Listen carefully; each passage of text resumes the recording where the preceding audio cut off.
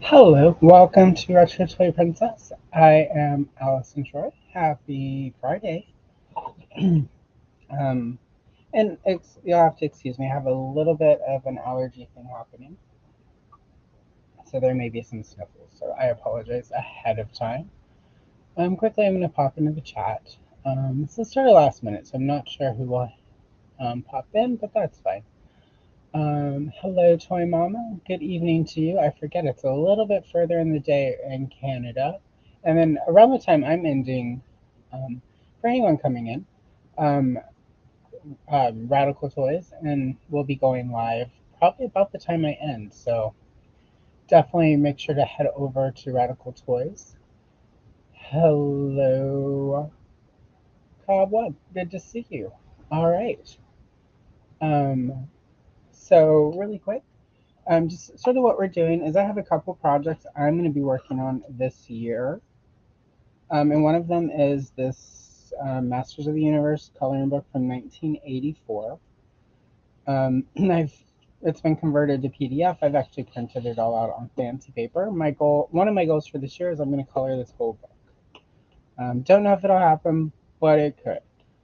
So I'm going to work on a page or two today. I've already done a page on a live stream. I've got a Sunday color with a friend coming up with Bud from my Buddy's Customs, where we're going to work on pages from this book as well. So there's that.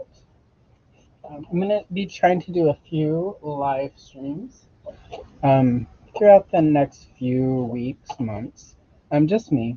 And I'm going to be sticking on the community page, my community page, a few of the pages that I am wanting to color, and you guys can I'll fix it so you guys can vote.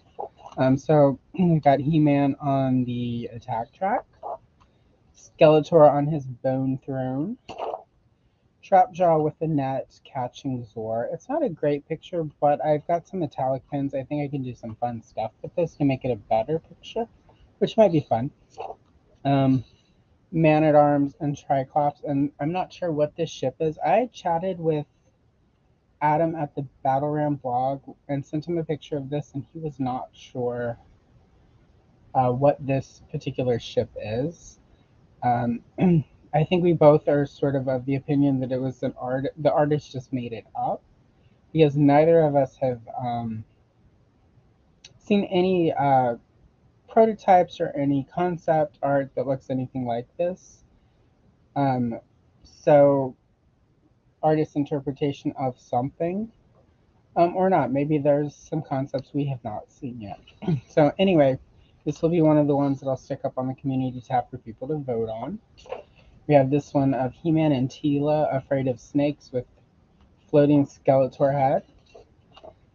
Battle Cat attacking a Skeletor butterfly, which could be fun because I could do some fun effects with the butterfly. Sorceress flying through the air toward He-Man. Skeletor dreaming of swords in front of Castle Grayskull, with which I don't know why he would want the sword since the drawbridge is open, but whatever. Skeletor probably has really weird dreams. Triclops using one of his eyes to look through a brick wall. Skeletor in a dream bubble in some sort of technology room. And Zodak blasting a boulder that Beastman is trying to throw at him. So I'm going to stick most of these up on my community tab, and you guys can vote on them, and I will try to color some of these pictures on a live stream. Today, the two pages I've set aside is the cover page. This one will go pretty quick. It's sort of the logo and this little picture of Teela. And then there is this picture of He-Man using a sword to cut through some vines. This one I probably will not finish on stream, but I'll get quite a bit of it done, and I can finish it off stream and then post it on Instagram. Sort of what I'm going to be doing with the live streams that I do, sort of for coloring this Masters of the Universe book. It is sort of to show you some of my process and just hang out and chat with people while I color stuff.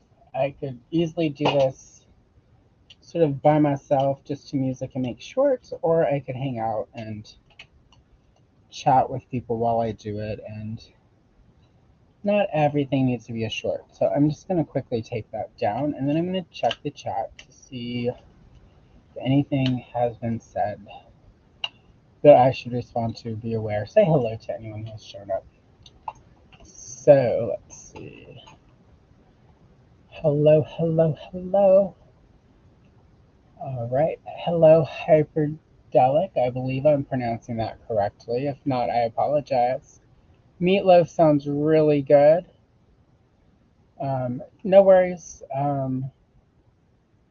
Chatting helps because it gives me stuff to talk about, but you know. Thank you, Chris Plastic, Shiny Plastic People, another great channel on YouTube. Go check him out.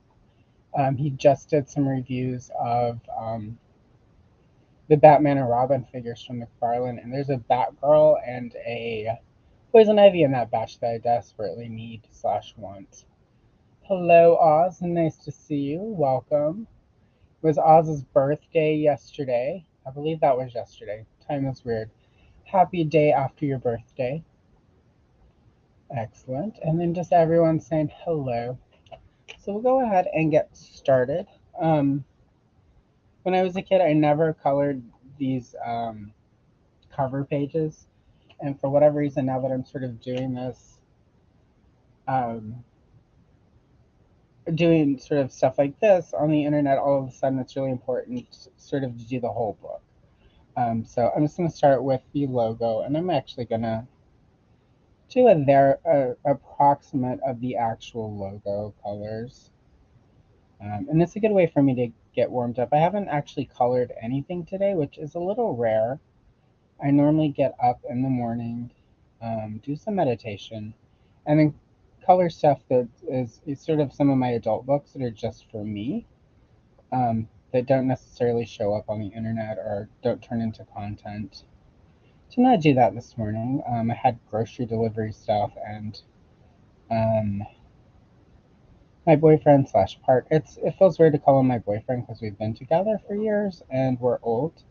But you know, partner also sounds less exciting. But his father passed yesterday, so it's been a busy day, and I have a little time.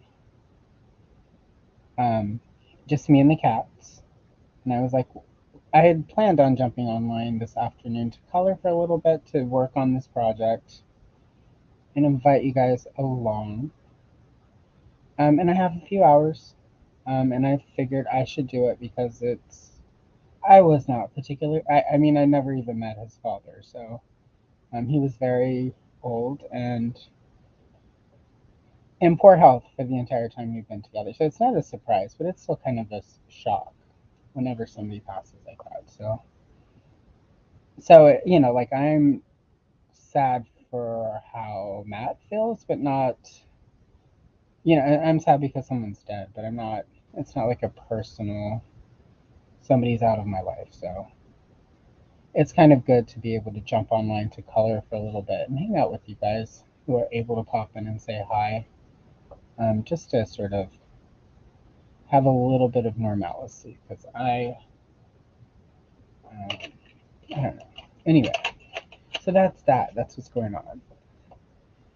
on. And so yeah, for the Motu, the normal logo goes from the light blue to dark blue, and then has some red. I'm just gonna do the blues in the masters. I'm not gonna. Although I might. I just got for Christmas. One of my friends sent me some paint pens, some fancy paint pens. I might use the red to do some of the red on the logo. I just thought about that. I haven't tried the red yet, so we could try it on stream and see if it works or not. But I used a light cerulean blue. I'm not going to use a cloud blue to sort of get that lightish look. To really do this properly, I would have needed technically to leave this sort of white and then slowly blend it in, but I think, you know, it doesn't have to be exact.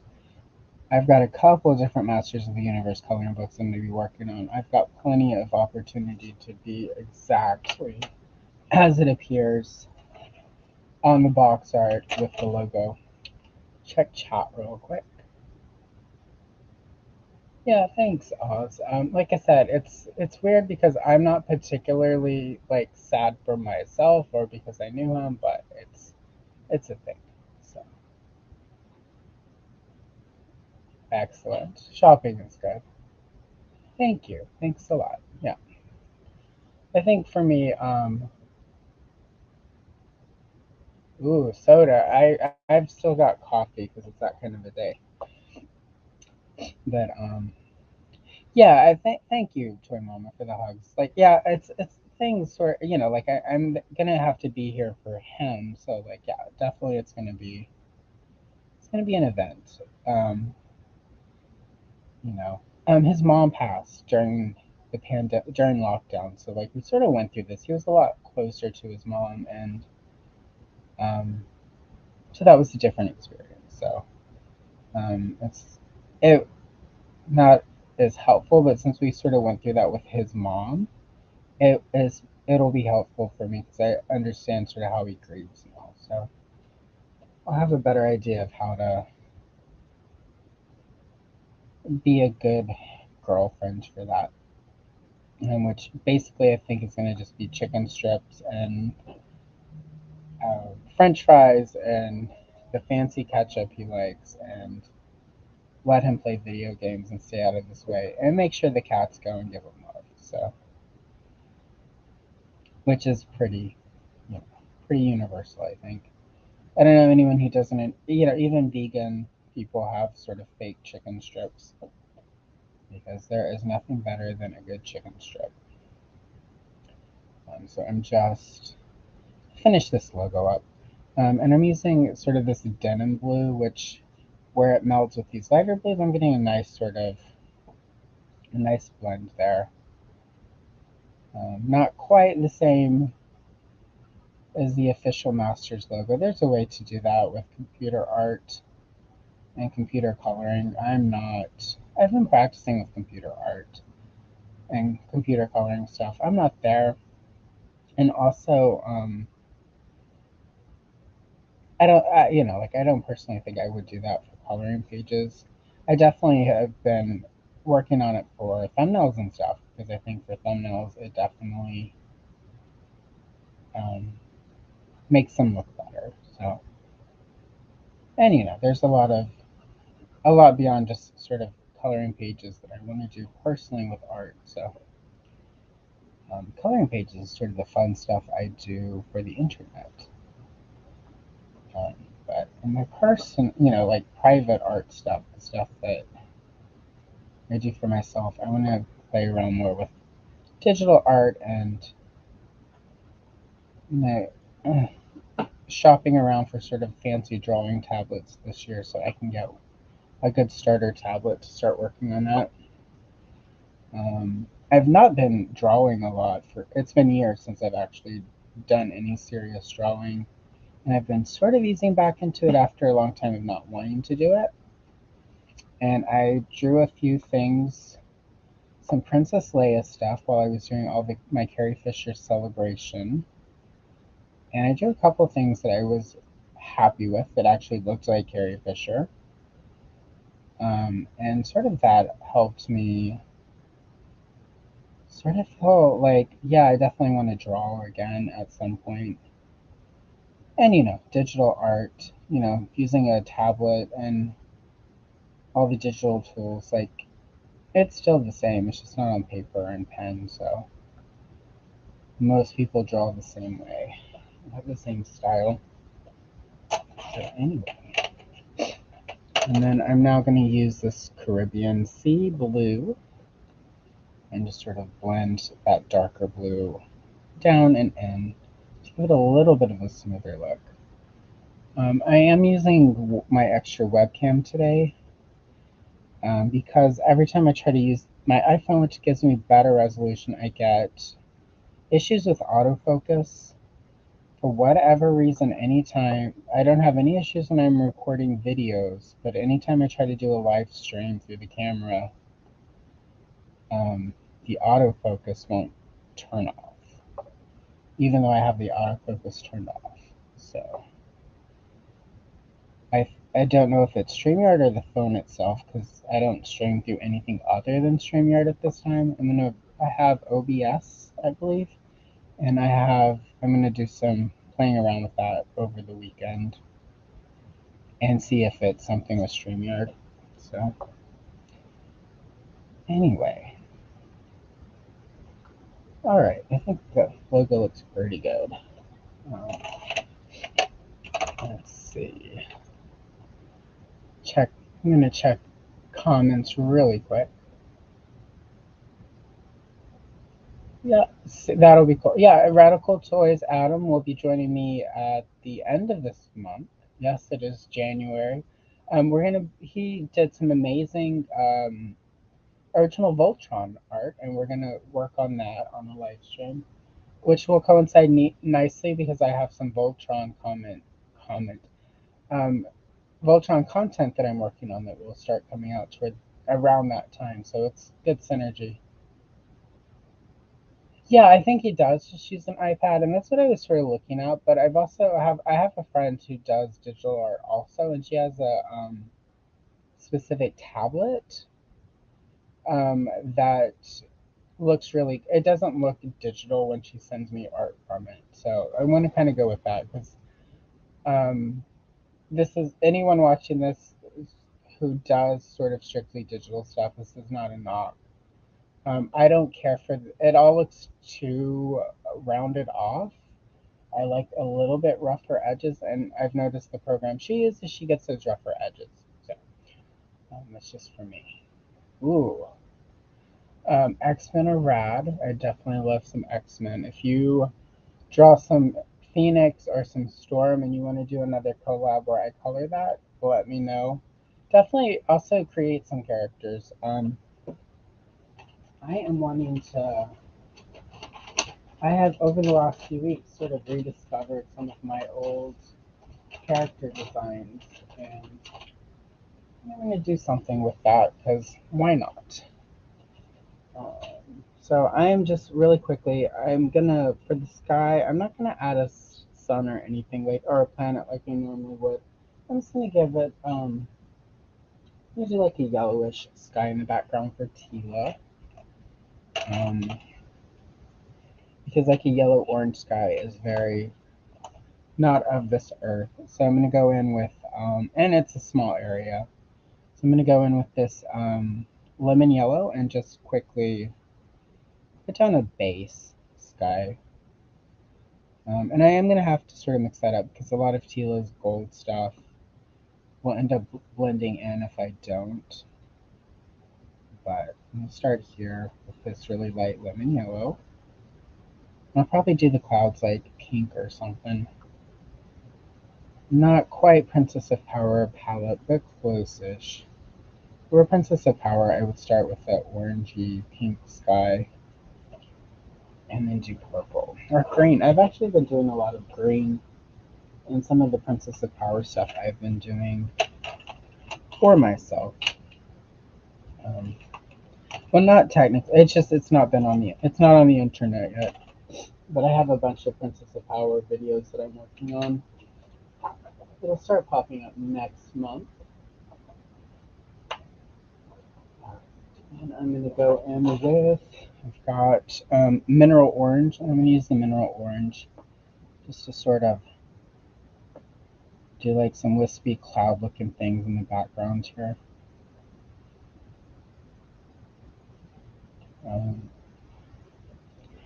I can sort of tell how early this is in the Masters. I mean, like, this is 84, the cartoon was out, but a lot of the art in this particular book are from coloring books from 1982 and 1980, early 83, because that was pretty common with old coloring books where they would do 2 or 3 books that were all new pictures and all new pages and would have stories in them, and then they would turn around and then re-release over the next couple of years basically the same pictures. They would just repackage them.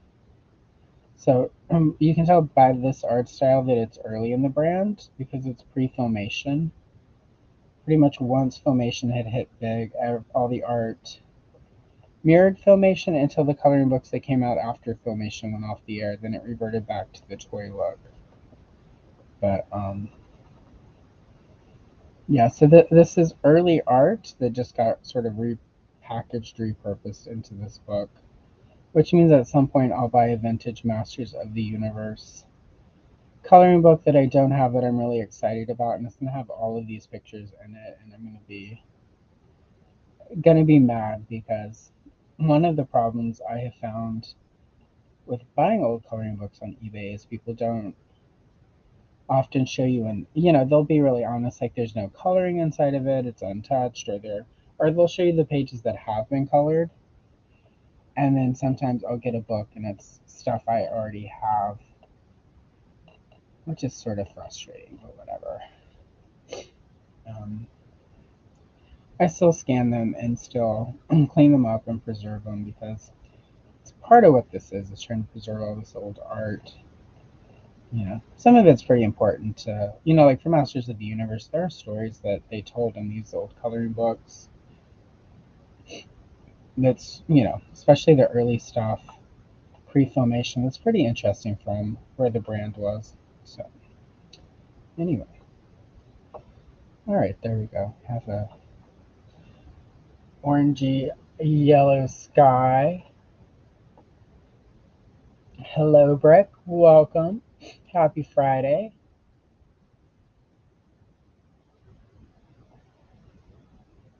Yeah, sweet. So, yeah, I'm just an orange sky there for Tila. And I think this is probably blonde Tila just because of the style of hair. Red hair Tila tends to always be up in a bun, which again tells you how old this particular, um, when this art was made. It's definitely some 82, 83 um, pre-Filmation. I'm going to use this obnoxious neon orange, which I don't use a lot. It also doesn't scan very well. So often when I scan these pages at the end, any neon I use just doesn't scan. I discovered that unfortunately with some gem and the hologram stuff that I had. It looked really nice with the neon, and then the scan just reduces it to like a flat pink. So I'm gonna have to figure out how to get really nice pictures with my iPhone of completed pages for the neon stuff. But I'm going with the neon and just sort of work a little bit into these skies to make them a little bit punchier. It is Eternia after all. It's gonna be a little out there.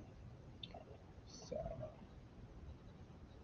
I this morning on eBay found a 1977 Star Wars coloring book by Kenner from Canada. Um, Decent price. About 7 to 8 pages have been colored in it, but considering what an uncolored, complete mint condition book goes for, really happy with the price I found it for. And I also realized that the pages that I do need to clean up, I probably end up filming some of that and making videos so people can sort of see how to clean this stuff up, because I'm going to assume there are other people that are interested in doing this.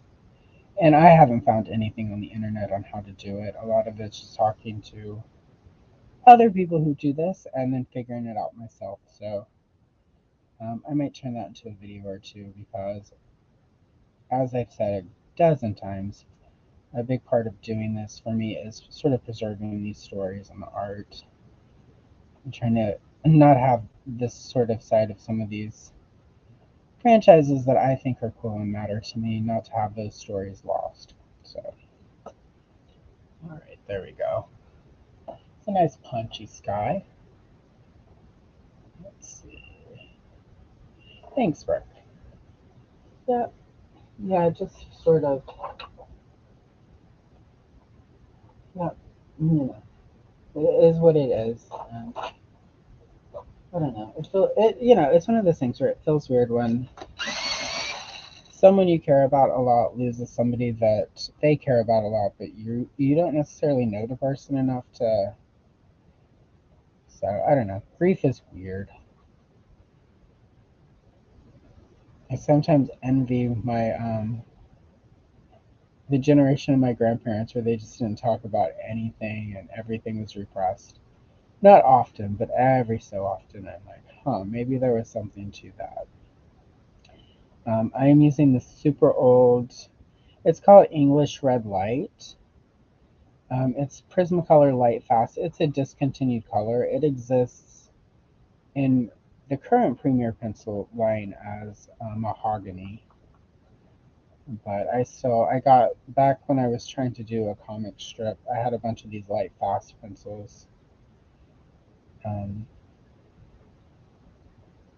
and I still have this one because it's not a color I ended up using a lot.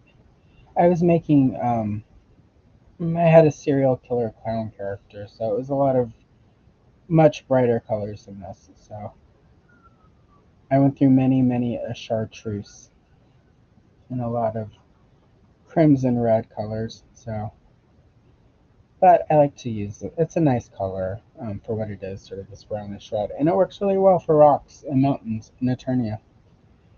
And definitely is. Now that I'm looking at it, also I should have thought it out because I'm definitely going to need to do Tila's stuff as gold. Otherwise, it's all going to sort of mix into the mountains. I should have planned this page. But, sometimes you just go by the seat of your pants. So it's also fun. And always, I don't always plan just whenever I'm going to make a short so that it doesn't take 4 hours to do the short rather than 2 or 3. Here we go. All right. Looking good. Nice thing about this sort of cover page is it's a little picture. It'll go pretty quick. And that's why I was like, well, I'll do this one and then I'll start on that. And the one with He-Man I'm going to do next has all those vines. So it's going to be pretty. It's going to get tedious once I get into the leaves and all the green. So it's a perfect one to start on stream and then finish offline. So I can sort of pick at it between various things.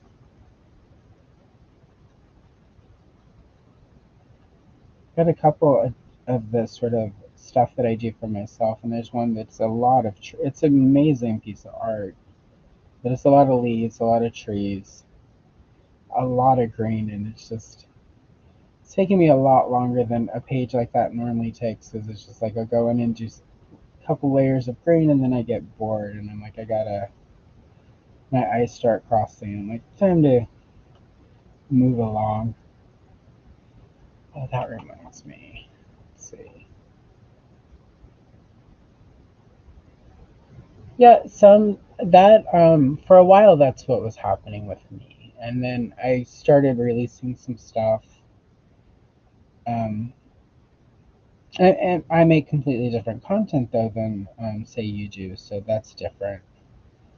Um I do a lot of all this coloring stuff, and I've got all sort of these history videos that I want to do, and sort of overthinking all of it. So I just started releasing all the shorts, and once I started releasing stuff, it became a lot easier to over the overthinking is fine because it may take months and months to get something longer done, but I've got other stuff coming out, so seems to be right now what's working for me. Who knows? It could change, but for now, I think the nice thing about my current plan is I've got a couple fun things I'm working on that I like, and I'm going to do the coloring stuff, and everything else is just whatever happens. So, although I do need to film some footage, I did a pre-record interview with Ken of Toy Connections. He's out of control. Because I got one of the Delta 17 figures. One of the ladies, and he was gracious enough to give me a little time the other night so we could pre-record me basically like harassing him to make more female action figures. But I need to film a little bit of film some footage with her. I'm going to put her with some of my vintage Joes and my Super 7 Baroness and vintage Star Wars to get that comparison. But that'll probably go out sometime next week because that's all I have to do is film some of that footage to drop into the middle of the. I pretended it was a live stream and just it's set on private. But it was fun to spend some time with Ken and talk about action figure stuff. And it's really cool because there are two very cool female action figures in Delta 17. So it's been an exciting time. It's funny because I think Ken is the one who's sort of mentioned the toy renaissance, and he is now part of the toy renaissance by helping bring Delta 17 to market. So, but it's really cool. Like, there's some cool figures in that line. There's even one or two of the figures that aren't the ladies that I might end up picking up because I think they're pretty cool. So, who would have thunk? Let's see what we've got. I'm going to check with the chat really quick. Let's see. Yeah. Oh yeah. The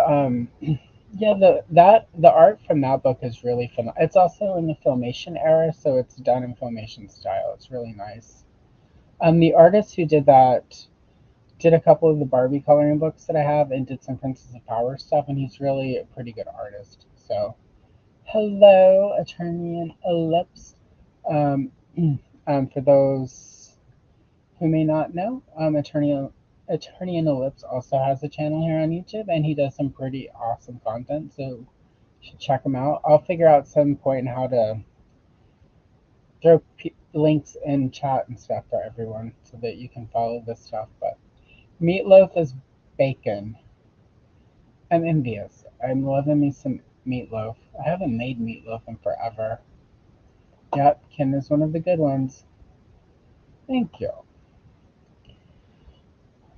So yeah, but yeah, so there we go. We've got some reddish, brownish mountains for Tila to wander through. Um, and I'm just gonna go in with a yellow ochre to do this road, this path, whatever it is she's on. The road she travels on is yellow. As she looks ahead and sees more yellow and brown.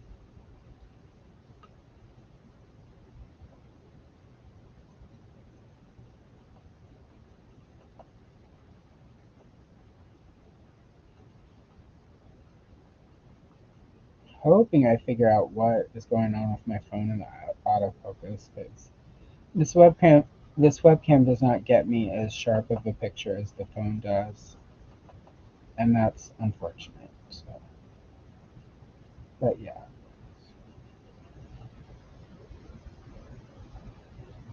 there we go.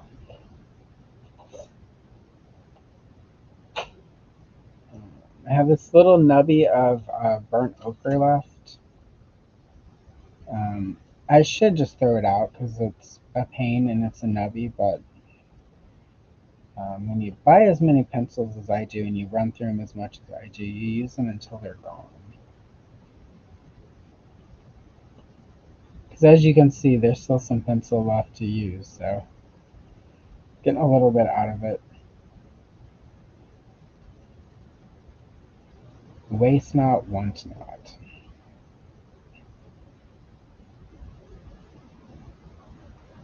There we go. Alright, I'm pretty happy with the road. Again, this is sort of a cover page. It doesn't necessarily need to be that great. But I don't know. I also kind of like the idea of making it all as fancy as I can make it. And then I'm going to go in with the goldenrod, sort of smooth out some of the white spots. Give it an overall smoother look. I have to say, even though I prefer redhead Tila, I also have a special affinity for blonde Tila.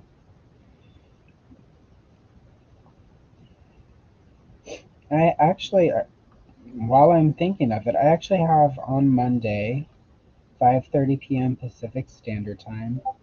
I've obtained through various methods, i.e., Battleram blog, some black and white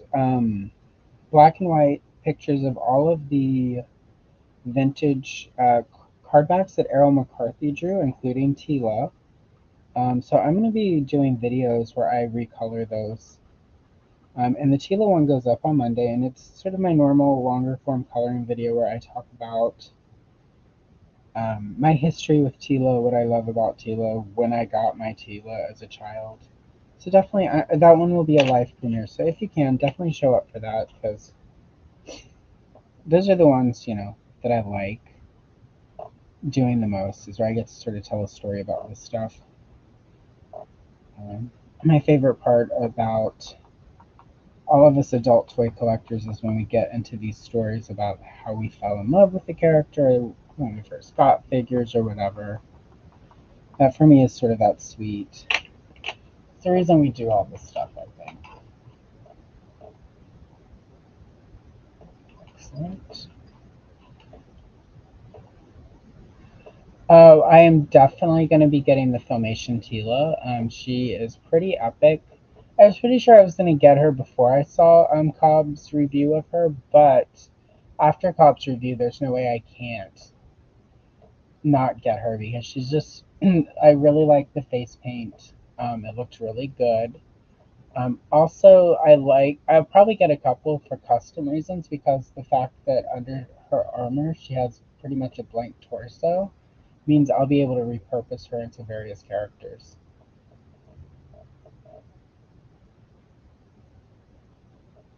Yeah, I agree, Chris. I often try not to do as much in that shade. Um, Plus, with sort of the amount of Star Wars stuff I do, often, obviously, Star Wars, because of Tatooine and um, Jakku and all of the deserty stuff and Hoth and all of these sort of really try not to do, like I end up doing a lot of that sort of alien world, but I kind of find desert, and I've also read Dune, and obviously watched the movies, but I felt like it connected more to Dune the book, even though it took me like forever to read that. It's a pretty dense book, but yeah, just desert worlds in general. I think, and I say that with sort of the my long gestating epic fantasy starts in a desert world, but also that was sort of me as a snotty 20 something, sort of trying to do something meta there. I don't know how meta I was at that age, because when I started writing it, I hadn't actually read Dune at that point, so I'd only seen David Lynch's Dune, which is quite the different experience. Which reminds me, I do actually have a David Lynch's Dune coloring book that I'm going to do some pages from. I think my favorite page in there is the one where it's like the Duke is dead, and it's literally him laying on the floor dead. It's the most David Lynch coloring book you will ever find, which just cracks me up because it was marketed toward children. Welcome to the '80s, guys. Um, but yeah, so yeah, I think desert worlds in general, but I think a lot of that is sort of Dune. And if you've never lived in a desert, the desert does look very alien. I do know whenever I drove from the south to the Pacific Northwest, I when I brought my car up here, I was by myself. And that trek from, through Texas, New Mexico, Arizona, the deserts of California, there was one point where it felt pretty alien.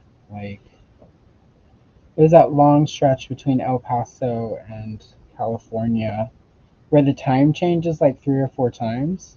So the clock on my cell phone kept shifting. So I ended up driving like 16 hours that day. But there was one point, like in Arizona, right before the sun went down, where I felt like I was losing my mind because it was just like it had been desert for decades. It felt like purgatory. And I just watched that horrible Vanilla Sky movie, and I was pretty convinced that, like, because it was that long, you should never be alone in the desert that long. I was pretty convinced that, like, I was sort of like Tom Cruise and I needed to call for tech support. But then California happened and I came over a hill and it was all the fake green and sort of snapped out of it. So I did hole up in a hotel for 2 days and just sort of sleep and watch television and listen to the radio, listen to internet music. Maybe I listen to a lot of Avril Lavigne. It's probably not the best for your mindset if you feel like you're going insane in the desert. So let's see. Oh, some people saying hello. Yeah, see, I'm okay with time alone. Like, I actually do all right. With down, I actually don't do as well if I have too much time with people, and that was one of the adjustments when I finally agreed to cohabitate a few years back. Was especially because I mostly work from home even before the pandemic. So like, um, yeah, but it's been okay. Matt doesn't work from home, so and I leave the house and I will go by myself to like a park and just sort of sit there and read a book or whatever. And again, I have this little nubby of cream that should probably be thrown out, but again, this is probably the last. This will probably get a Sarah McLachlan Arms of the Angel send off later today because I don't think this is. I have a picture of He-Man after this, and there's a lot of cream in He-Man. Oh wait, that sounded weird, but you know what I mean. Right. All right. Since we did all of that, I'm not. I'm gonna go with the more reddish look for Tila. I'm not gonna do quite as much of the brown. But first, we're gonna go in with the pumpkin orange to start the skin, to get her skin some shade to it. Sort of my go-to for Caucasian types, um, especially someone like Tila who tends to be portrayed as sort of having a tan. Except Filmation, she's very pale in Filmation, but the figure always had a really nice tan, which I was envious of because anyone who knows gingers, we don't really tan, we just burn. Which is how I knew it was a fantasy world because Tila had a nice tan and was a ginger. So it's where the fantasy element came in was Tila had a nice tan and there was no sunburn. He wasn't constantly peeling. Let's see. She need to come in and do a little bit on the side of her face. Of course, a lot of this isn't going to show up on camera because the stupid webcam sucks. But oh well. You'll be able to see it later on Instagram, which I'm sure is awesome. I'm also going to put a little bit of pumpkin orange in her hair, even though we're going with a blonde Tila here. It just helps give it a little bit of definition. And I'm going to put some in the boots. My first Tila was the one with the red hair and the red boots. And then my second Tila was all brown, which was disappointing. But it is what it is. Right. And then Tuscan Red. I'm going to use that to sort of do another layer of color into the boots.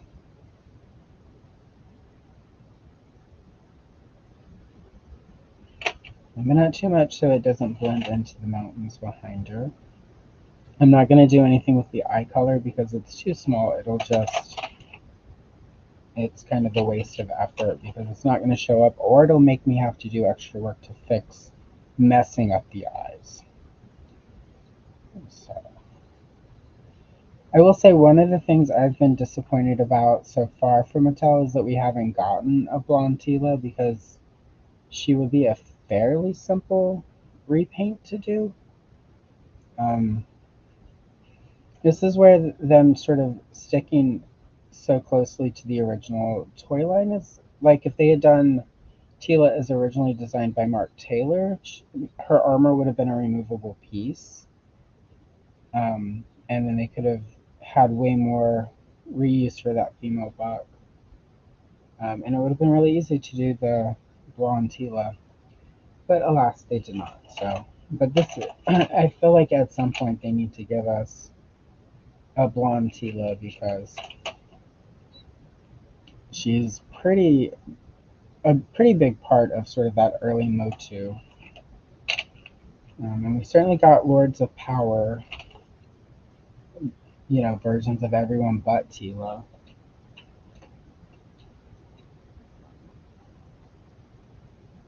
Let's see for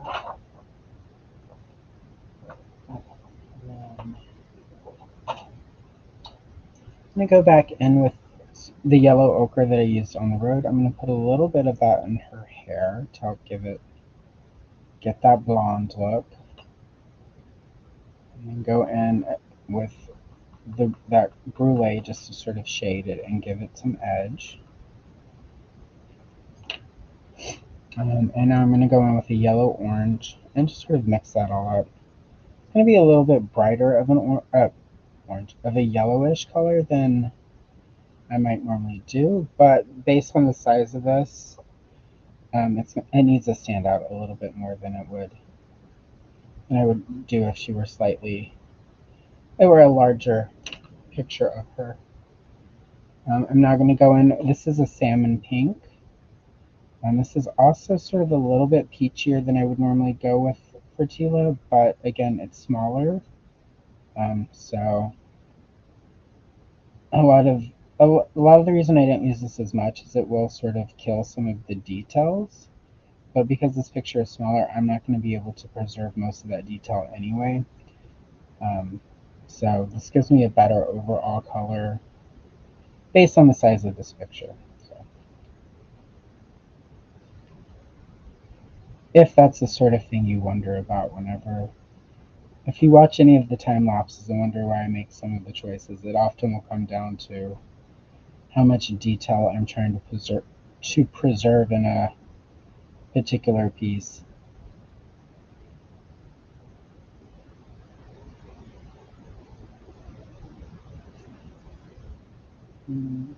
This color a lot harder than I normally would at this point, just to sort of get everything blended and get a solid skin tone there.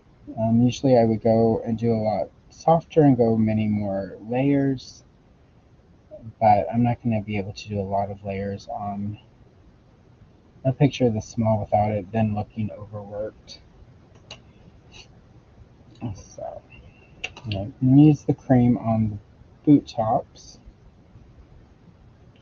I use cream in the place of white since I'm on white paper. If I were on a tan paper, I would use actual white. But I'm not, so. And now with the pumpkin orange, I'm just going to sort of create the look of that fur.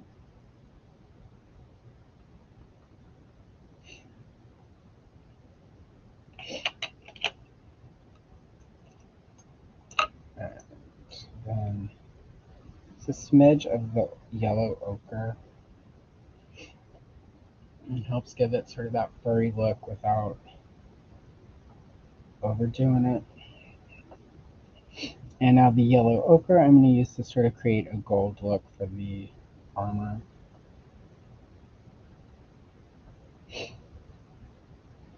Excuse me.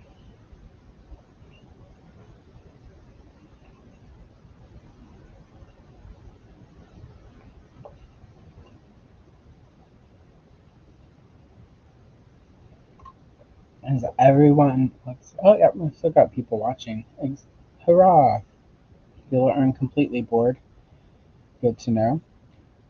Anyone else excited about Revolutions? I know it was the first one was controversial. I actually liked it a lot, and I'm looking forward to Revolutions. So a lot of the stuff I've seen ahead of time looks pretty cool. So I am hoping it is this. I had fun with it. I know not everyone did, but I quite enjoyed um, all of that actually. Like I liked Motherboard. I liked the pacing. I because I knew He-Man wasn't dead. I knew that he wasn't gonna stay dead. I knew that they were gonna have to team up and go save him. Like it's just sort of storytelling 101. But I appreciated that they tried to do something a little different. So, but yeah, I'm looking forward to that sort of it's at the end of this month that it starts.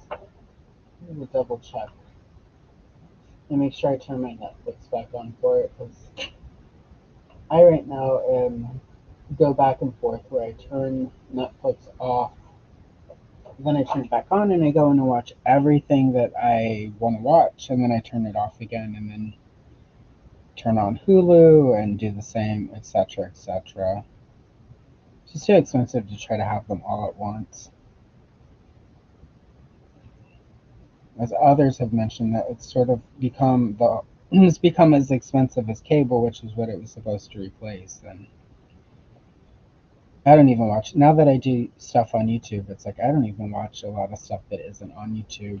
If I'm not watching YouTube stuff, I'm listening to a book on Audible, which all the books I have on Audible are 10, 13, 15 hours. So go. All right, we've got her some nice dark brown boots. Stand out pretty well. And now I'm going to try one of these Posca pens. Um, I'm going to do sort of the red in the logo. Hopefully, there we go. So, just because sort of that gray tone of it is sort of not make. I'm not happy with the sort of look of that an all gray.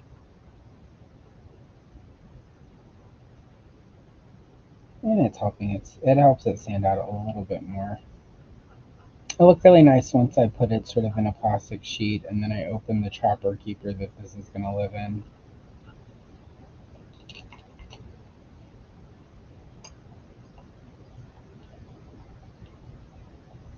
Oh yeah. Happy Friday, Brick.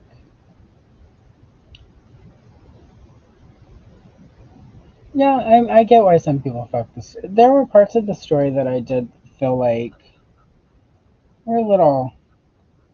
I think that's sort of the problem though with um, like a lot of the things people said they didn't like about what Kevin Smith did wasn't what I sort of in general dislike often whenever somebody like Kevin Smith does is that Kevin Smith is a fan of Masters of the Universe. So at times it feels like parts of that we are getting fan fiction, which I don't at all. Like if I got that job, I would also be all of my head canon would get worked in. So I definitely understand it. I just it's a lot of times I'll hear fans like they need to get fans of these things, but often when we get fans, it's just what they want to see happen as a fan, not necessarily what's the best for a story. And um, so I don't know. It's definitely something to keep in mind, like because again, like there are a lot of things where it's like there people who are fans of them are doing it, and it's not always good. but it's definitely people who love the characters who do understand the characters, but they just understand the characters as they process them. So I don't know. Sometimes I think, what I will say is there have been a couple of the Marvel movies that I've liked a lot, and the people who wrote them knew nothing about Marvel other than sort of whatever research they did before they started their work on Marvel. And some of those Marvel movies I feel like are the better Marvel movies. Um, I think sometimes we are a little too reverent to the stuff we love, and in a way that, yeah, and there are people who are like, oh, they trash Masters of the Universe, but really it feels like a lot of what happened in Revelation was like stuff that on the playground was like, wouldn't it be cool if this happened? Um, you know, which again, if I were to ever get to write Masters of the Universe, I would probably do a lot of the same stuff. So I'm not even, which is why I'm a lot more forgiving of it, but I also am of the opinion that this whole like we need people who are fans of it to write it. I think maybe sometimes we should just let people who don't know anything about these properties get in there and sort of read up on the characters and then go from there. I mean, can't be worse than some of the stuff we've gotten. So there we go. So that red pen looks pretty good, I think. But I decided to do that. I am going to, because this is done. Like I said, didn't need a lot. It's a tinier picture. I will take a better picture. This will go up on Instagram later so that you can sort of see it and take a little bit more time with it. I am now going to put down this picture of He-Man using the power sword to cut through some bushes. Let's get it a little bit more on camera.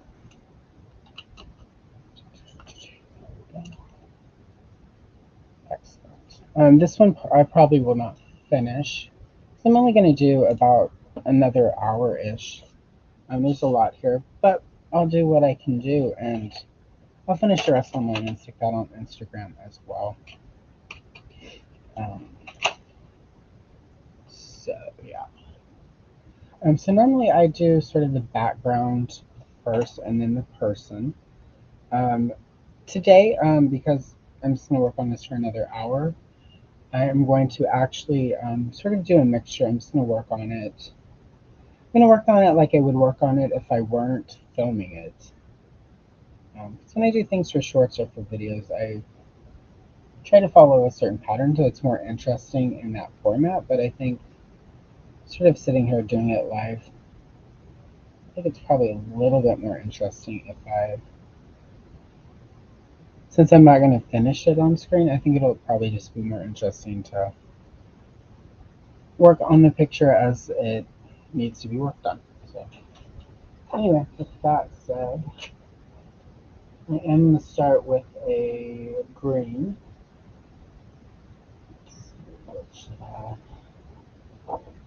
Yeah, I'm going to start with, it's called Sap Green Light. It's a very sort of light green. And I'm just going to use that to sort of fill in some of the background around He-Man. So that all the green stuff is, so I've got it sort of separated so I know where he is and where the rest of it is. One of the mistakes I often make when I'm coloring is if I don't take a step like this, I will accidentally color a part of like He-Man when I'm doing the grass, because I'll just sort of get up and get in my head and get into a zone, or I'll miss big parts of it. So sort of going and putting this really light green around him so that I know where he's at, so I can do everything else and have a good idea of where he is.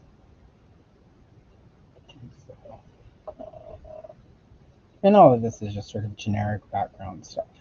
So, but it's good to have a sense of where that all is. At least for how I do this. So your mileage may vary, but and sort of it's the same way as like when I do puzzles. where I go and I'll do the entire like outside of it, so that I have the entire sort of frame of it, and then just work inward.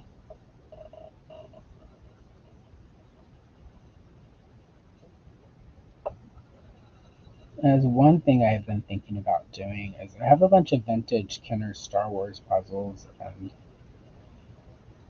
I think I'm going to take one of the 150 piece ones and maybe do a time lapse video of that to see if that's at all fun to watch. And if it is, I'll throw it out, and we'll see if people enjoy that sort of thing.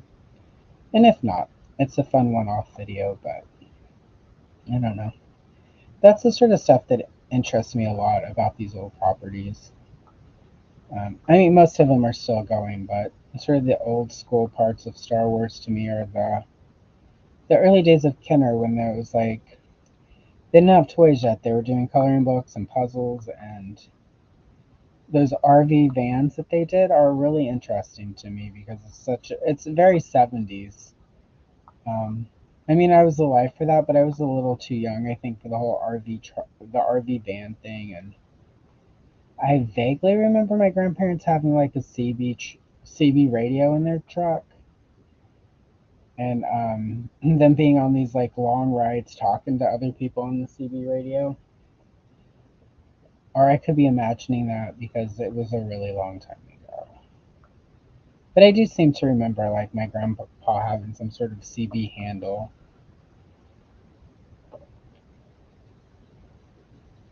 And because I had red hair and was sort of a handful, my grandfather used to call me Red Rucker, and I think that was my CB handle. When they would stick me, which I now cringe at the thought of. I would have been maybe 2 or 3. I cringe at the thought of being 2 or 3 and being stuck like on the CB radio to talk to randos on the interstate.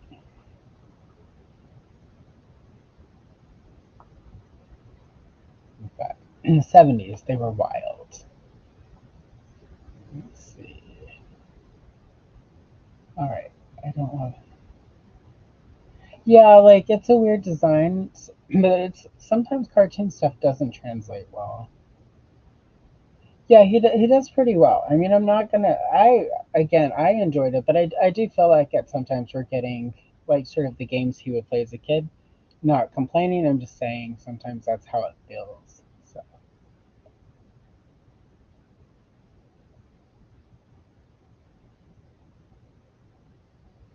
yeah, like yeah, like I agree with the Man at Arms being her actual dad. I was a fan of 2000 X where it was implied that Fisto was her dad. I liked the complication of that. I liked what they did with Fisto, like where they made him sort of like the big man on campus. Like he was sort of like the head. It came across to me anyway, sort of that head quarterback from high school that everybody loved and was completely awesome, but a complete screw up. And Man at Arms was sort of the brother who had to sort of come in and clean up his messes. Like that was the impression I got. Whether that was exactly what the story was, I don't know because I didn't get to finish it. But I definitely liked that vibe to it. Um, Vista for me was, as a kid, was one of the characters I thought was really cool. Who I really wish would have gotten more screen time. I was very much as a kid. I mean, because for me it was more about Tila and Evelyn. But which is probably part of why I didn't enjoy Filmation as much because it was very emphasis He-Man and the Masters of the Universe. But for me, in the early parts of that toy line, it was Masters of the Universe. It was about sort of all of them. So early for me, the early play, it was like Tila and Zodak were my main characters. I mean, probably partly because those were my two figures. My brother had all of the other Wave One figures. But I just, again, I talk about this a little bit in the Tila video that's going up on Monday, the coloring page from the card art. But for me, Masters of the Universe was just this. It was my brother's thing, and I kind like. I thought they looked like little kids' toys to me the first time I saw them because they were sort of big and clunky, and the articulation was really different from Kenner, and I was, at the time my life was Star Wars and Glamour Gals and Strawberry Shortcake, and the Annie movie had just come out. So that 5POA, the weird rubber band, and them just sort of, yeah, it wasn't until I saw Tila that I was like, oh, Masters of the Universe, this is cool. And of course, it was then no longer my brother's thing. Because for a while, it was his thing. Like, I had my stuff, he had his stuff. Everyone had Star Wars, and it's weird. I don't often talk about the Smurfs, but we had a lot of Smurf toys, like a lot of PVCs and stuffed animals and stuff. Well, stuffed Smurfs, but I don't. I thought a few times about going and buying one of the little Smurf houses that they had from back in the day. You can find this pretty, sort of reasonably priced, for how old they are when they're in good condition, and getting a few PVC Smurfs. But I never quite do it. It just isn't. For me, Smurfs was always more about the cartoons than any toys or anything. I think they hit right before everything was a toy line. And I think because of that, and me being focused sort of on all the other toy lines, they never hit quite as big for me as toys as some stuff did. So, check. Yeah, I knew exactly. Well, in Tesla, like nobody wants a Tesla in charge because that's the surest way to crash into something. So, hello, Tony. Lovely to see you. Um, looks like I didn't miss that too long. You know how I get when I'm coloring. You came on here one time. I need to chat with you, Tony. Actually, I need to chat with a couple of you about having you guys come back and hang out with me on a Sunday again. Also, if you're at Hyperdelic, I don't know if you have a YouTube channel or anything, but if you at any point want to jump on a live stream in color, just hit me up on Instagram and we can chat. You don't have to have a YouTube channel to be a guest. You just have to want to join me to color. Um, so far I've invited people who are on YouTube because I know for the most part they have some camera equipment and the stuff needed to join me. But if you're watching this and you've shown up in my chat a time or two and we've chatted in various chats, I'm happy to have you join me. Like find a date to make it work. For me, it's about getting to hang out and talk and color and talk about all these little toy lines. It's not necessarily. It's helpful when it's somebody who has a channel and brings a couple people to watch.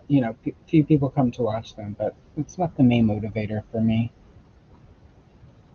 Um, I like the part where I get to hang out with cool people and do fun stuff and talk about cool stuff. And so, yeah, like I love the cart. Well, it's funny because I've been exploring.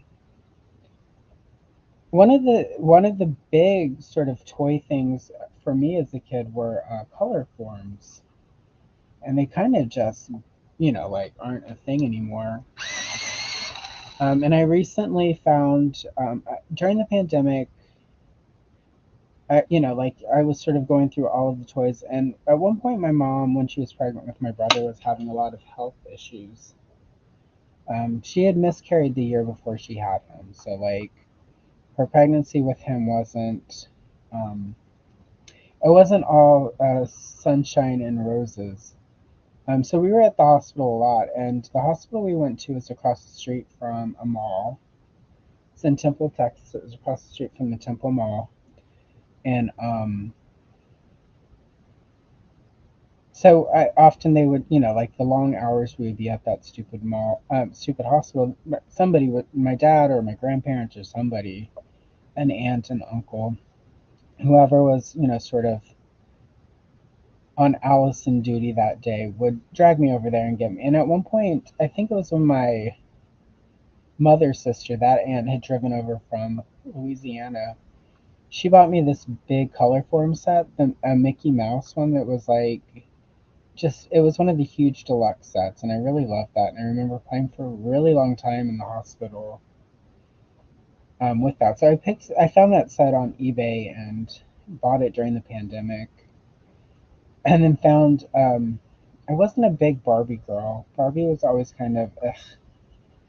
I was Strawberry Shortcake. I was Darcy from Kenner. I was Princess Leia, Tila. I like girls who fought, and Barbie always seemed a little soft for me. But I really did always want the Barbie Dreamhouse, the A-frame one. And I found they did a retro set of Barbie Dreamhouse color forms that were an A-frame, so I picked that up around the same time during pandemic, I think. And I've been researching, and I found a She-Ra color form set, the small one up, the big deluxe one, and got it for less than $20. Really good. I mean, the color forms themselves don't still work because the plastic has given out. Um, but I had it, and it's like it arrived, and I opened it, and I really had all these visceral. I like got all these visceral memories of sitting in 1985, sitting in a Dairy Queen with my uncle's second wife, his second ex-wife, as it ended up being, playing with those color forms, like before Secret of the Sword had hit any of our theaters, and sort of being perplexed by how different all the characters looked from my She-Ra dolls. But so I've been stalking on eBay a couple different sets of color forms, and I don't know. I think I'm gonna maybe make a couple. I don't like. They just interest me. It's like they're one of those toys where it's like I feel like we all have them, and I had this big Smurf set, and I found it on eBay, and it has a fold out Smurf Village, one of the houses open. Because I was always sort of one of those things where it's like I could never remember exactly why I never had a Smurf house as a kid because we did have a lot of the PVCs. And then I was looking through those color forms on eBay and came across that Smurf set and remembered it. And it had a fold out house. And then I remembered Shrinky Dinks, and there was a deluxe Smurf set that had a cardboard house that fit all the PVCs. And I was like, oh, okay. Yeah, so Shrinky Dinks are another one of those toys that were sort of a big deal in the 80s. And like, there was a really good Masters of the Universe Shrinky Dink set that had a Castle Grayskull, a cardboard Grayskull, and that goes for a lot of money now. I'm hoping somebody will buy it and scan it, um, and then either sell like the JPEGs of it or PDF or whatever, or sell them like the cardboard. What's his face who does Cardboard Galaxy? If you could get some of those old Shrinky Dink deluxe sets and reproduce some of those, I would love it. And so, anyway, oh, there's Cobb saying hi to Tony. So yeah, I don't know. I'm tempted to make some sort of video about with the She-Ra Shrinky Dinks, just because it's a really cool retro toy that a lot of us I think have almost forgotten about, but were a big deal in the 70s and 80s. I was looking at all of the like there's a Pee Wee's Playhouse color form set, and there are a couple Gremlin sets, and that I remembered as soon as I saw them, I remembered having all of those Gremlin sets, and there weren't a lot of Gremlin toys as a kid, which think was too bad. I spent a couple of years wanting to be Phoebe Kate, so I really feel like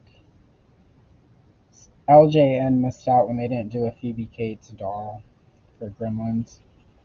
I mean, there are people who would have wanted to reenact her scene from Fast Times, I'm sure, but still, probably would have sold a few more dolls that way, LJN. Probably way more than that Brooke Shields doll you made. So, but yeah. Although I do kind of want that Brooke Shields doll. That was something I wanted as a kid that I never got. My mom did not care for Brooke Shields. She thought her eyebrows were too big, and she thought she was a bad role model because she was a teen model, and she was in some movie where she played a teenage prostitute when she was like 12, and I'm just like, now I'm like, Mom, that probably wasn't her choice. And then it came out it was not her choice. So, but the 80s. It's not the 80s if there aren't people being judgmental.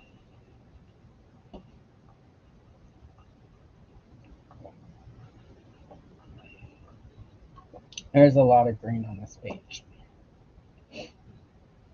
Um, which, it's part of the fun of coloring. But as I color this, it's a lot less, it, sort of way less wild than it looks before you color it. And I'm just like, maybe you could have just pushed these bushes out of the way, He-Man, because they don't look like they're actually that bad. So, but maybe they're plants like from that movie, The Ruins, where they're trying to eat him.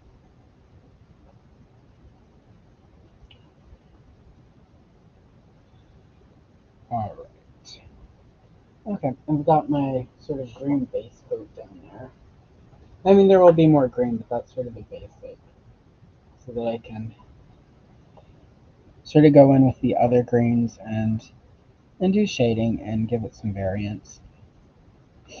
I'm just going to do a little bit more to highlight these parts so that I can then spend a little time working on He-Man. It'll help me with He-Man because then I'll understand sort of which direction I want the light so that I can get sort of the shadow and stuff. Figure out what direction the glow of his skin will be and the shine in his hair.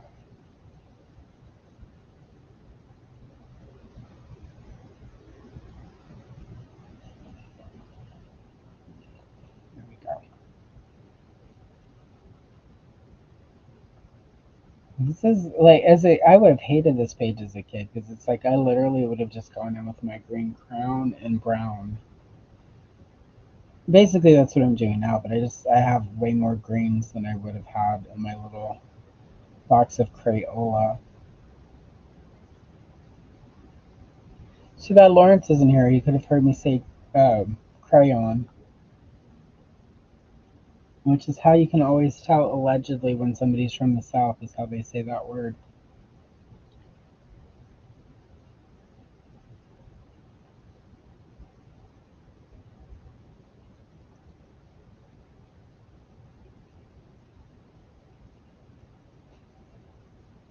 There we go.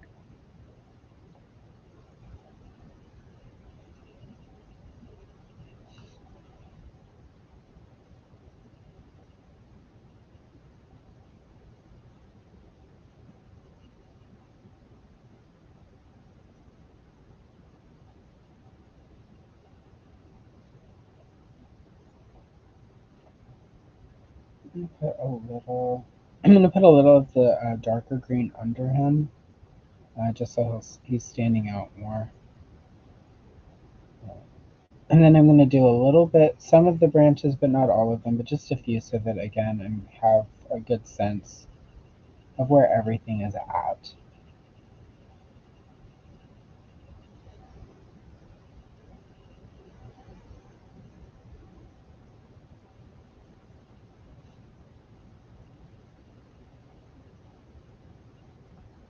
There we go.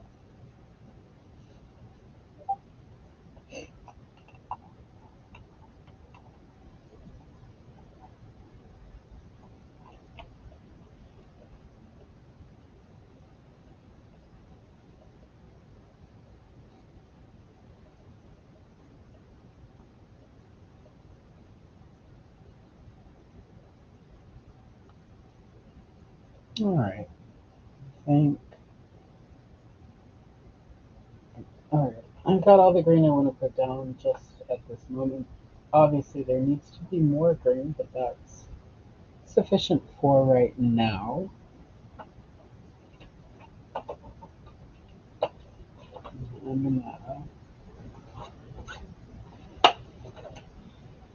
I'm just light umber, which is just a brown. I'm going to go in and do some of the branches so that again I have some of that sort of mapped out so I have a sense of it. Obviously, some of these are leaves, but I'm going to sort of focus just for a moment on the branches and where like these splinters are from him cutting it through.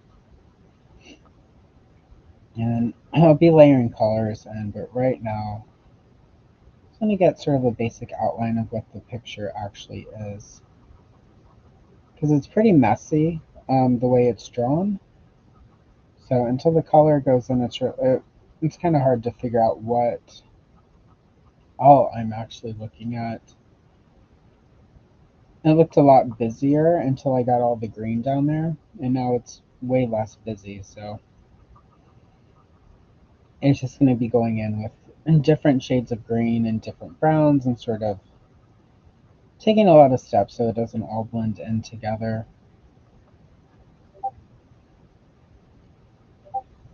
And either way, with all of sort of the greens and the browns, He-Man will end up sticking out because I'm going to use, well, obviously his skin is going to stand out, but also I'm going to use a lot of sort of silvery grays and try to find my brightest red for his symbol.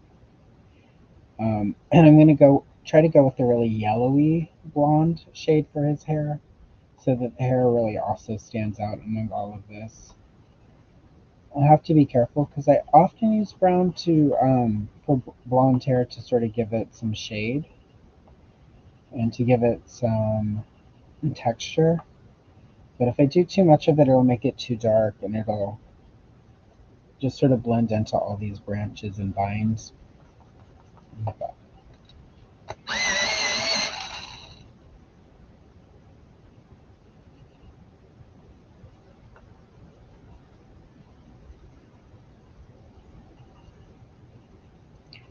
A lot of the art in this book looks like it was drawn really, really fast, just based on sort of the lines of it, which would make sense. A lot of times you had very tight deadlines for this sort of work. Um, and, kids were going to color in it, and it wasn't at all considered a high art form, so, which is too bad, because I think for a lot of us, some of these old coloring books really were impactful in the art in them.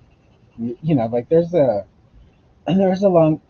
Masters of the Universe coloring book I have that has three different stories in it. It's I think the first Masters of the Universe coloring book they actually did. In one of the stories, I in it made such an impression that I still would think about it, but I didn't remember where it was from until I got the coloring book a few years ago. And I would go through like Filmation episode lists and I would try to find it, and then I would look through the mini comics, and I could never remember where the story was. And it almost thought I imagined it until I found that coloring book, and then I was like, oh, this is that story. So the pictures in that book though are a lot better overall. It looks like more care was taken. And these pages were probably done after the line had hit big, whereas the other one would have been put together when they were introducing the line. Some more time would have been taken, sort of, so that the characters would have stood out better and everyone would have got a better sense of who the characters were and what their roles were. So this would have been, wow, people are really buying all of these toys. We need more product. We need more product fast. We need 50 pages by Sunday, Carl. And here's what Carl gave us. So thanks, Carl.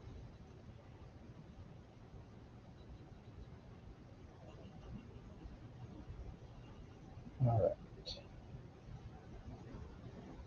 That's a vine, and this is a vine. I think everything else in here is a leaf. Some of it is frayed. Yeah, this looks like a frayed vine. but most of this is leaves or splinters.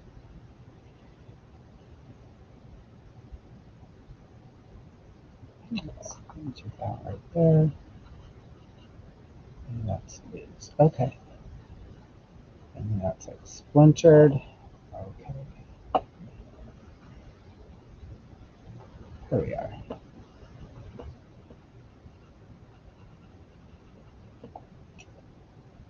All right, I'm going to use my sad little cream. And I'm going to use this just for He-Man's hair.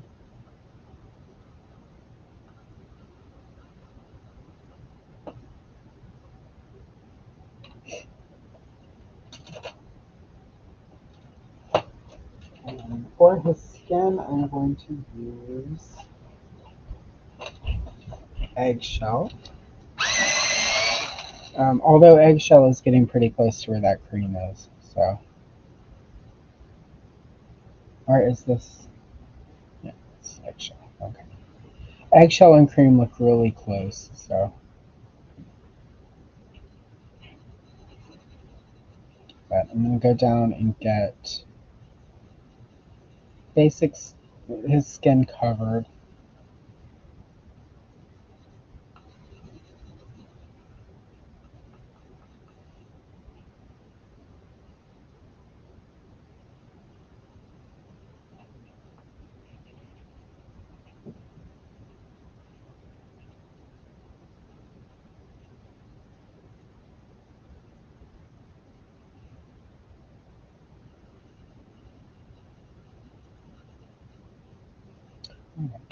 Start. Oh, let's see. Hello, Rick. Yep, it is live. Oh, I won't be doing that though. But yeah, we're live. Excellent. Yeah, pierogies sound good. That's what I should make for dinner. Um, I think I'm just gonna do pepperoni sandwiches. They're quick, they're easy, they get the point. Yep, we're live, Rick.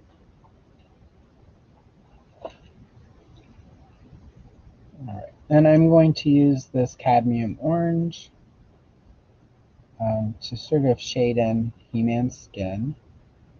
Start using that to get that tan that He-Man is famous for in there.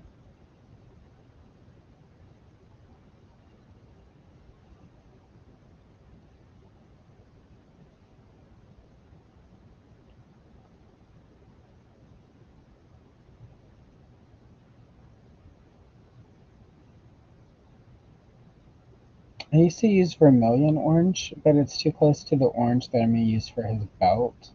So I've been using the mineral instead, and the mineral also works better to sort of create that tanned look. Whereas with the vermilion, it looks like he was doing a spray tan. So.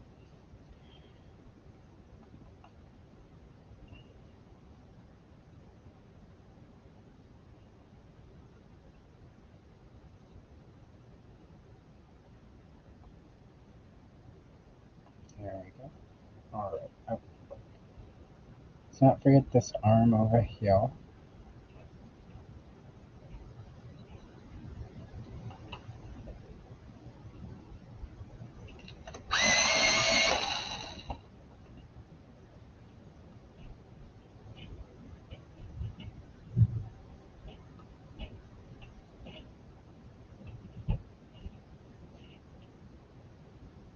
And there's some orange for his belt. Oh yeah, very good.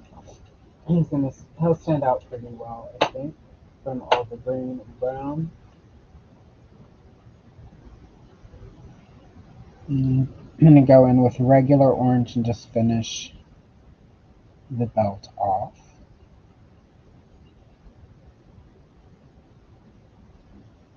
Yep, very nice.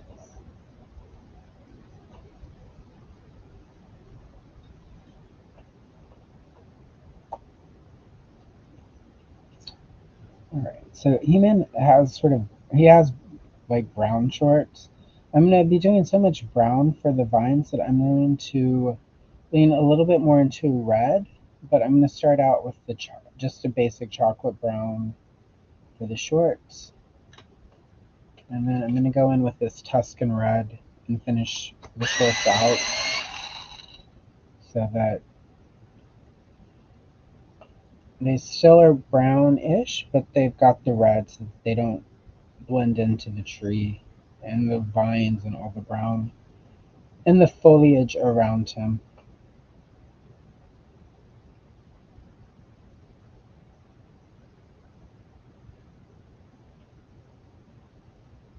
Yeah, that helps.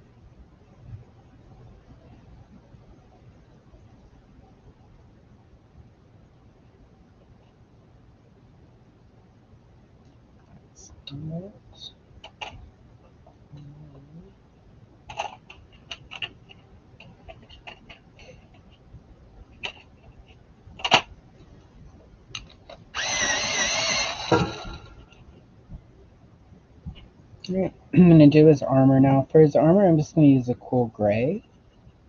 Um, this, his armor is sort of a gray color rather than silver. But even if I were going to do silver, cool gray would be my first step. It works for either or. It's a lighter color, and then when you go in with the shading, that's what gives it sort of either a silver or a gray look. There are silver pencils, but silver pencils don't tend to look as good. They don't actually show up as metallic as you would like in sort of art.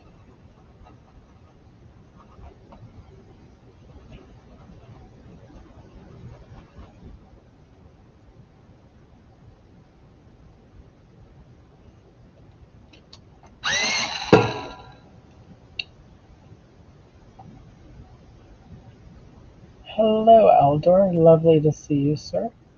Welcome. You're welcome, and congrats on surviving. Why, thank you. Thank you very much, Rick, for that statement. I don't know that I fully agree. I think there's room for all kinds of art. Um,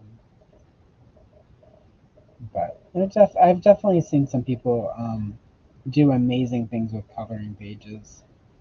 I don't know that I've done some stuff I'm really happy with and I think looks really good, but there's some people who do really amazing work that humbles me every time I see them.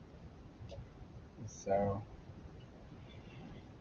sort of why I keep at this is so that one day so that I can get better. Like, you can always get better. And it's also helpful for whenever I do start drawing regularly again. I'll be able to color my own stuff analog style instead of digitally and sort of feel like I know what I'm doing. And because one of the things when I was sort of, last time I tried to do a comic book, well, a comic strip, it wasn't an actual book. I was using fancy adult color pencils to color the art, and it was very flat. I was not very good with shading or anything like that. And I feel like I've gotten a lot better with knowing how to shade and layering colors and combining them.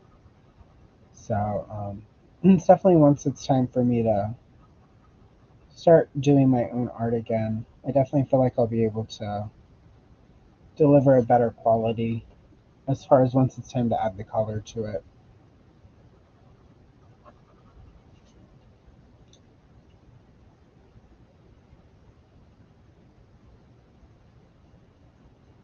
Get his shield. Oh, I'm making pretty good time. Got about 30 minutes left. Definitely won't finish this page, but we're much farther along than I expected. Considering, like I did that whole other Well, not a whole, it's like a half a page picture, but I did a whole other page. So, yeah, because I'm gonna go in and be really nitpicky about sort of the leaves and the grass and do a bunch of different shades of green and a lot of shading with it. And I'm gonna add lots of different, like I'll probably do a different brown for almost all of the vines so that none of them have, so that it doesn't have like a uniform. Because if you look at the vines and the trees in nature, they're all, every tree is a little different in its shade. So that is one of the many lessons my art teacher back in elementary school tried to impart upon me that I did not get until much later in life. She was like, just because it's green doesn't mean it's all the same green.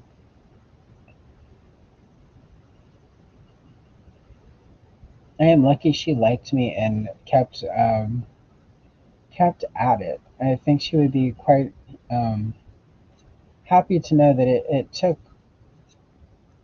30, 40 years for the lessons to kick in, but finally, all the things she taught me are finally making sense. She was right all along. But unfortunately, she's no longer with us so that I can let her know that she was indeed right.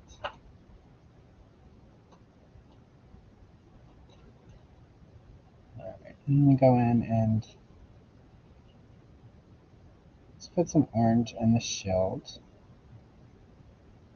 which will help it stand out and pop.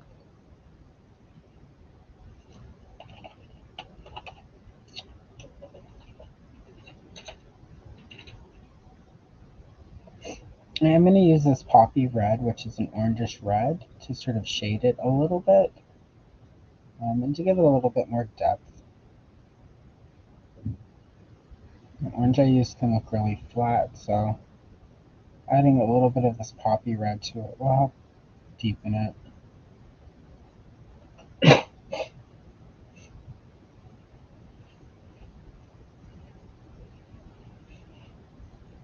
All right. Excuse that slight sneeze. And the people behind us, it's some sort of business, decided to cut their field yesterday, which has had my allergies in overdrive. Thank you, people behind us.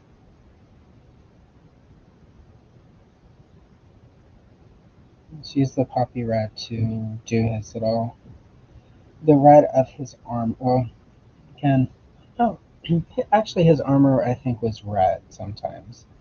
I do know it was orange also, but I remember the one my brother had as a kid being red.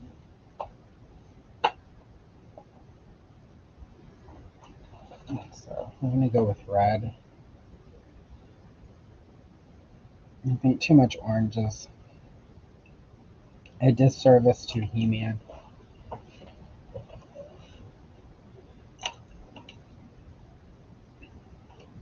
And then the bracers are orange also, so I'm gonna do the red as the first layer. And sort of shade that all in. And come back with this orange. And that way it's not quite the same orange as everything else.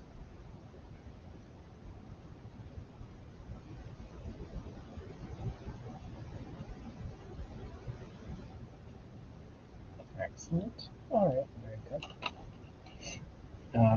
For He-Man's hair, let me sharpen it there.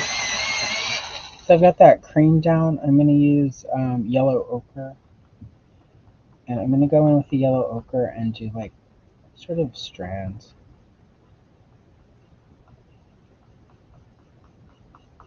Again, because I'm using this not so great webcam to film this today while I sort out whatever's going on with the autofocus on my phone camera. I don't know how much of this will show up. Um, but like I said, there will be a picture on Instagram, and which will transport to Facebook for those of you who follow me on Facebook as well.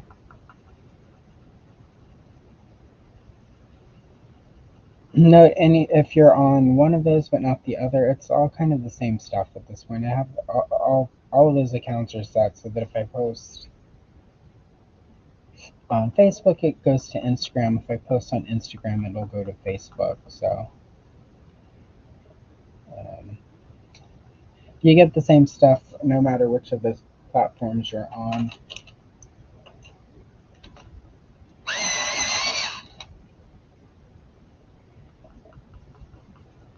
It's funny, I was going to quit all social media before I started my YouTube channel, and then I was like, oh, I kind of need all of that to promote the channel. And it's funny because I have actually started having more fun using them even when I'm not doing anything for this channel or any other channels that may come on in the future. All right. I used some yellow orange in the hair. Again, I want him to have really bright orangish yellow for the most part, so that his hair sticks out with all the brown and the darker greens around him. I'm going to use leave right at the top though. I'm going to leave right there, sort of that pillar spot, and that's sort of where the part of the hair is. That's where the sun is probably hitting his hair. A little bit of a shadow.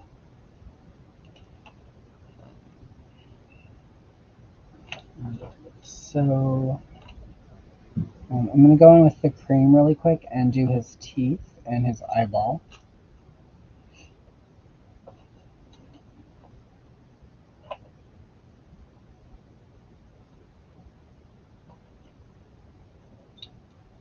All right, I'm going to finish He-Man's skin up. For He-Man's skin, I'm going to use beige. I've already put down cream. No, sorry, eggshell and the mineral orange. I'm going to go in and put beige and then peach. And with the colors already down, that should help give him that tanned look that He-Man has without it being too over the top. A lot of that will be with this beige and the orange sort of blending. So I'll at least get the He-Man portion of this finished before we end the stream in a little bit.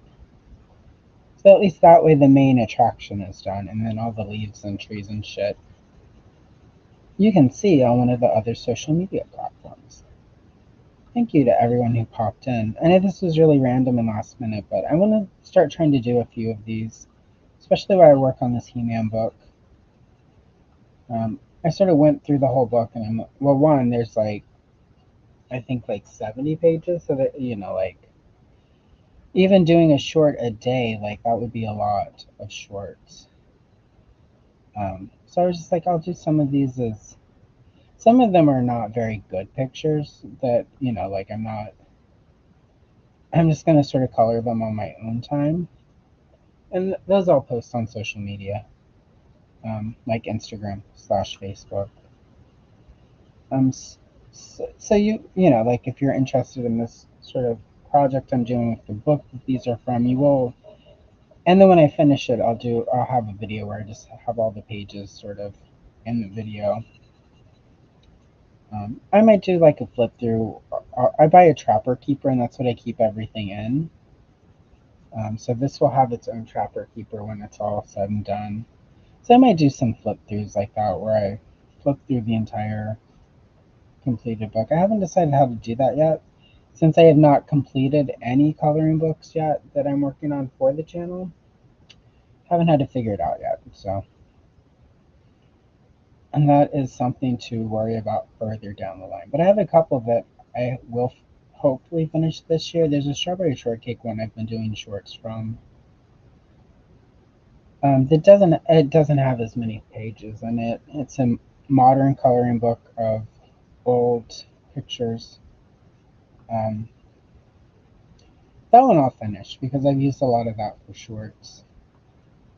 But again, I don't know exactly how I'm going to present the completed book, whether I'll do a video or if it'll just be on Instagram or whatever. I still have a couple months before I have to figure any of that out. All right, the beige is done, so I'm just going to go in with the peach. And with the peach, I'm not necessarily going to sort of color all of the skin. I'm just going to go in and use that sort of to highlight and to shade to help give sort of muscle definition and make stuff stand out. So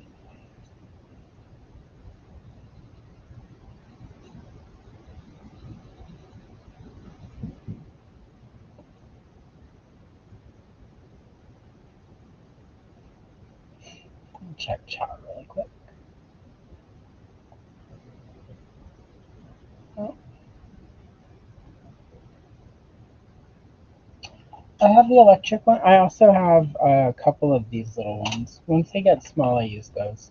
I used to not use anything electric until I started doing all of these. Um, but it helps save my hand and my wrist. So, yeah, it's almost time. We're wrapping up pretty soon, Adam. So, um, I will. I'm gonna need the bathroom when I finish this, and I'm gonna need to refill my coffee. But as soon as those two things happen, I will pop. I'll be popping in over to Adam's live. Matt is still taking a nap, so I'm gonna let him sleep until he wakes up. Um, so that is his grieving process. So we're gonna let him grieve how he needs to grieve. He got in a little bit after I started the live stream and went straight to bed. So like funeral arrangements and everything, like it's a lot. So but I'm gonna let him get his nap. But yeah, I'm gonna do bathroom and coffee, and then I will pop into the stream until Matt gets up. And he may get up and not do anything other than eat and then go right back to bed. See how he feels. So,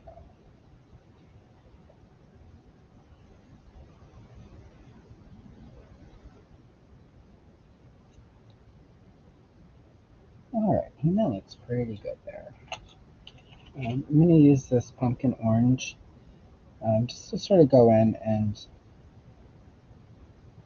work these shorts out. Let's work his shorts out a little bit more. Can't even say that.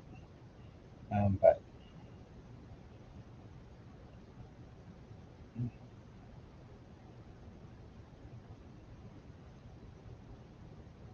the shorts just weren't looking quite as good as I wanted them to look. So I'm gonna add a little bit more of the pumpkin orange and sort of use that to blend the brown and the umber and the other colors so that we've got some nice dark furry shorts.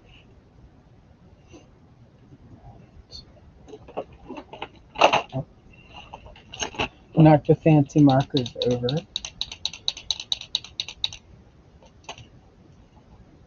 And I'm going to use this black marker, and I'm just going to use that to redraw his eyebrows.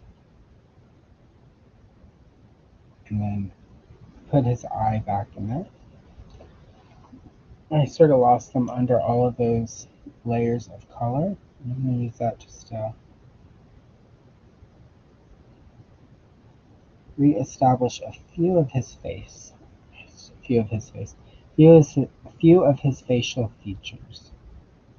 It kind of got lost under those layers of color. There we go.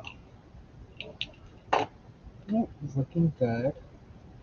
I need to let that paint dry. If I try to do anything with this face right now, it'll smudge. Alright, so I'm going to take the chocolate and then go in on a few of these branches and just add some shading to them. And this is where I'll start because I just used the light umber for all of these. So I'm going in with this chocolate on this one.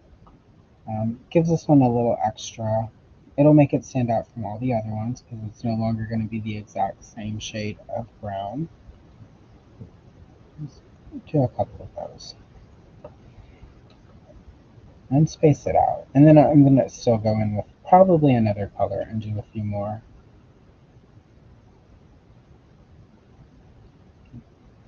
But I'm gonna get all of this brown stuff finished before I go in and start doing the leaves and putting more layers of different greens into the grass.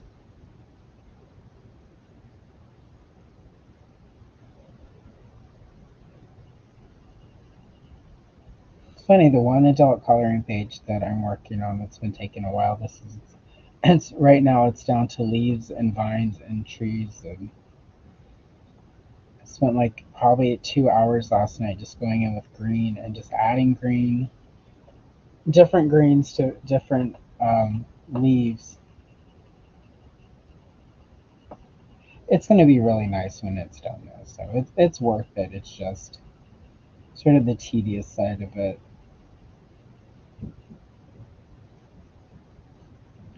I have a friend who does adult coloring.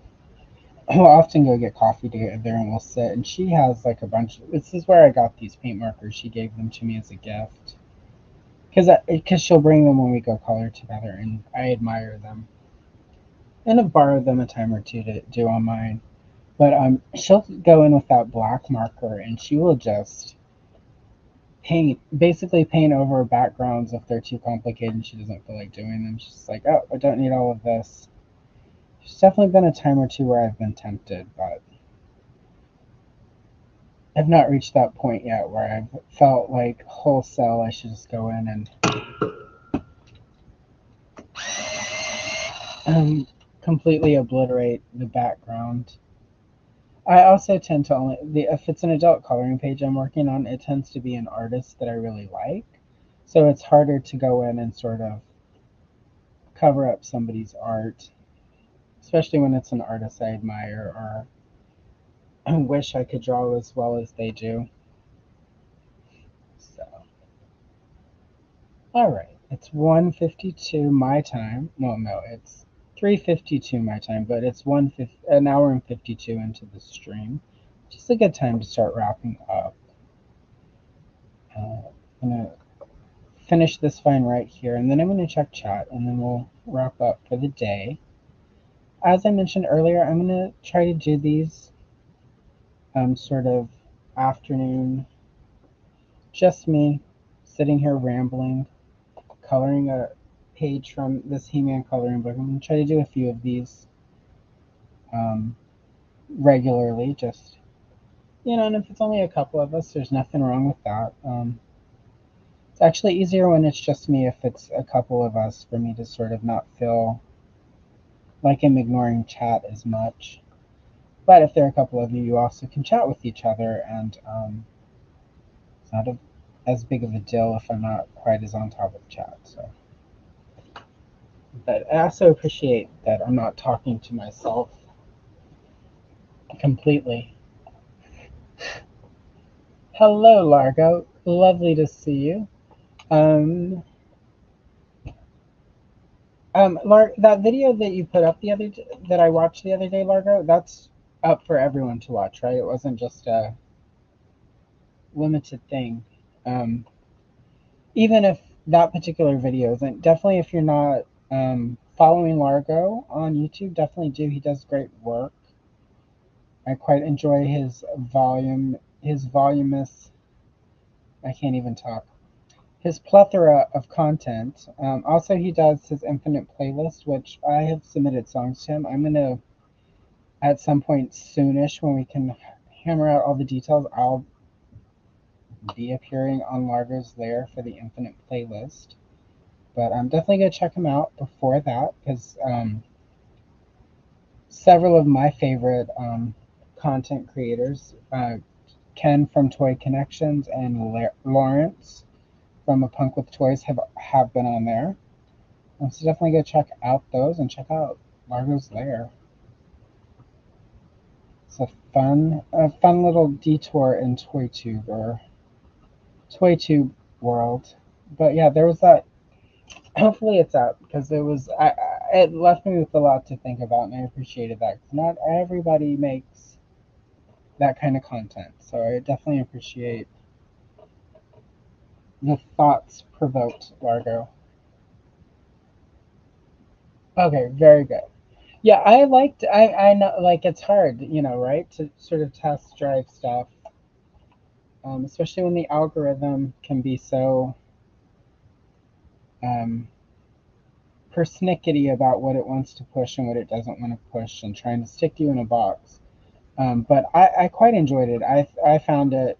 I mean, I did reply to it with some of my thoughts around it, but like at the same time, I have thought about it a little bit more since watching it. So, which is fun. Like I enjoy content that isn't just in one ear out the other and easily digestible. So, but yeah, definitely check out his stuff.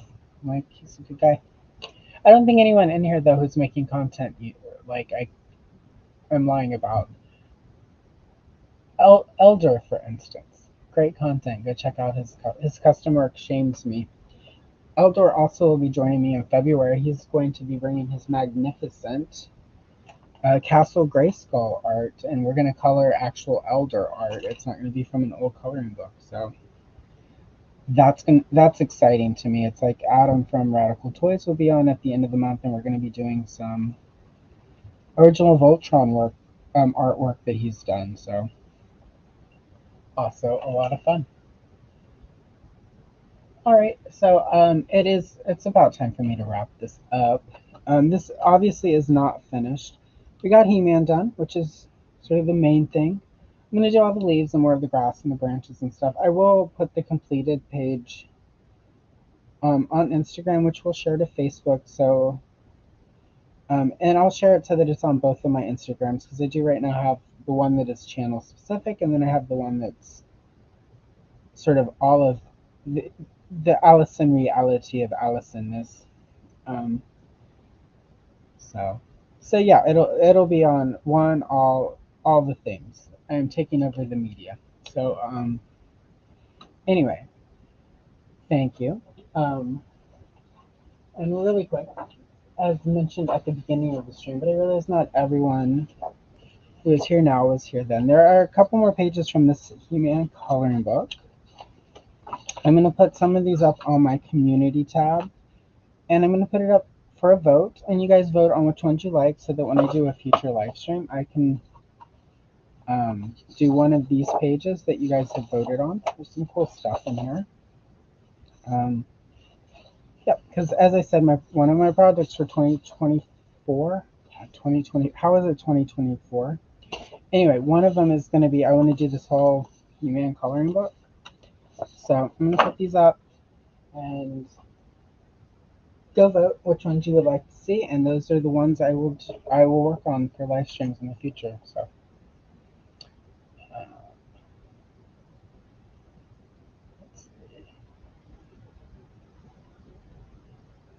yeah, yeah, I agree. I think there's a lot to talk about there. So definitely. Yeah, you are still doing mail call stuff, and there's been some custom stuff up. So still always good to go and subscribe. You have content that is older that is up there. People go watch people's backlogs. Content is good. Oh no, you're fine. Oh gosh, yeah. Like if I and that's I'm doing this instead of editing. I need to be doing because I hate editing. So all right. Well, I'm gonna wrap it up. Thank you very much for everyone who showed up. I appreciate you.